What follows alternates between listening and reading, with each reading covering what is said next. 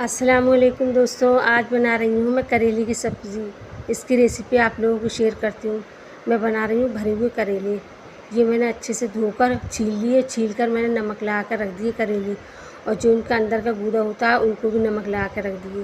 اور یہ 3-4 گھنٹے میں دھوپ میں رکھنے کے بعد پھر میں نے اس کو اچھے سے دھو لیا، سب نمک نکل گیا، ان کا کڑواہٹ نکل گئی۔ پھر میں نے ان کو ابال لیا، ابال کے پھر میں تل رہی ہوں تیل میں۔ اور اس کے ساتھ ساتھ آپ لوگوں کو ایک حدیث بھی بتاتی ہوں دوستوں۔ یہ پچھلی ویڈیو میں نے بتائی تھی 6 گنہگار عورتوں حدیث، جو پہلی عورت کی تو میں نے پچھلی ویڈیو میں بتایا تھا، وہ دوسری عورت کی حدیث ہے، جو دوسری عورت پر کس وجہ سے عذاب ہو رہا تھا، جو ہمارے حضور نے دیکھا۔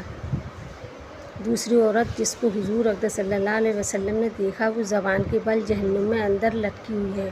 اس کے بارے میں آپ صلی اللہ علیہ وسلم نے فرمایا، یہ وہ عورت ہے جو اپنی زبان درازی سے اپنے شوہر کو تکلیف پہنچایا کرتی تھی۔ بعض عورتوں میں بلا شبہ یہ بری خاصلت پائی جاتی ہے کہ وہ بہت ہی منہ پھٹ زبان دراز ہوتی ہیں اور بہت زیادہ زبان چلا کر اپنے شوہر کو تکلیف پہنچانے کی عادی ہوتی ہیں۔ اور یہ بات تو مردوں کے لیے بھی جائز نہیں کہ وہ اپنی زبان سے اپنی بیوی کو ناحق تکلیف پہنچائیں یا اس کو ستائیں یا پریشان کریں۔ مرد کے لیے بھی یہ بات باعث عذاب، باعث وبال ہے۔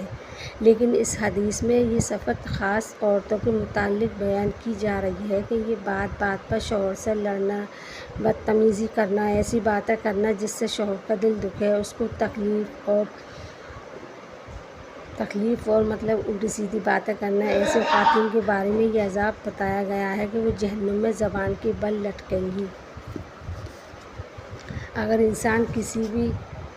انسان کسی کو ہاتھ سے مار دے یا کسی چیز سے مار دے، اس کی تکلیف زیادہ دیر تک باقی نہیں رہتی، لیکن زبان سے بعض اوقات ایسے انسان ایک ایسا بات کہہ دیتا ہے کہ زندگی بھر انسان اس کو نہیں بھولتا۔ زبان کا جسم تو بہت چھوٹا ہے مگر اس کے گناہ بڑے سنگین ہیں۔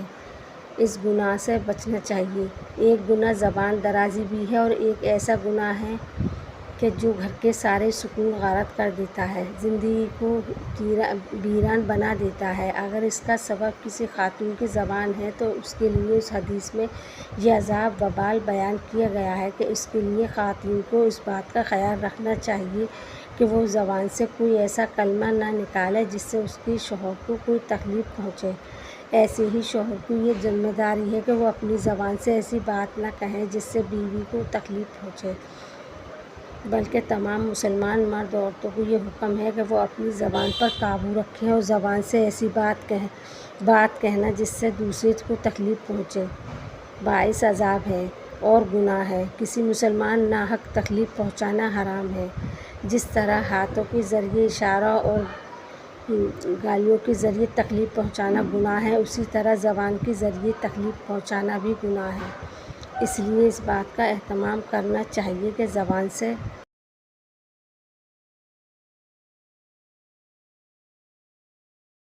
وہی اپنی زبان سے ایک بات نکلے جس سے دوسروں کو دل خوش ہے، وہی بات نکالے جس سے دوسرے کا دل خوش ہو، دوسروں کو تکلیف نہ پہنچے، اور اپنی زبان کو قابو میں کریں،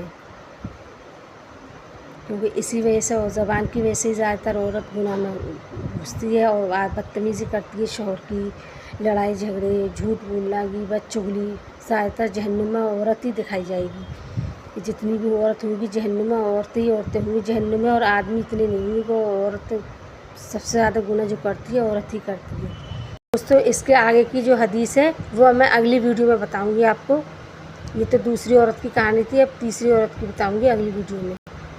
اب میری یہ ریسیپی کیسی لگی آپ لوگوں کو کمنٹ کر کے بتائیے گا۔ بہت ٹیسٹی بنے میرے کریلے، اور میری حدیث بھی آپ کو کیسی لگی اس کے لیے بھی کمنٹ کریے گا۔ چلیے ملتے ہیں، اللہ حافظ۔